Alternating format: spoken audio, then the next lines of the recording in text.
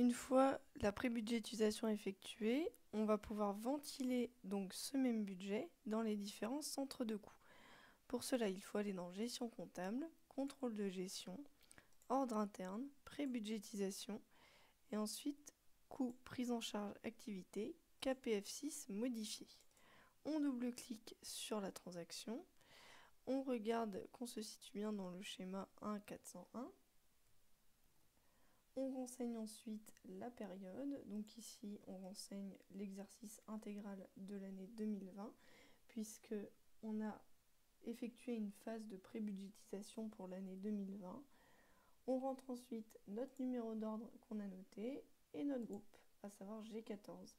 Il faut ensuite s'assurer que l'entrée se fait bien basée sur formulaire et on exécute l'ordre la transaction en appuyant sur écran de synthèse. Ensuite, on voit les différentes natures comptables qui ont été créées donc au cours du projet. Ça, ce sont toutes les natures comptables inhérentes à notre groupe. Donc on voit puisqu'elles finissent par les 2 digits 14, donc qui est le numéro de notre groupe. Et on voit qu'on a déjà rentré les montants en fait sur les différentes natures comptables. Idéalement, le total doit être égal donc au total qu'on a prébudgétisé auparavant. C'est-à-dire que ça ne doit pas excéder parce que sinon ça va constituer un contrôle, une erreur bloquante.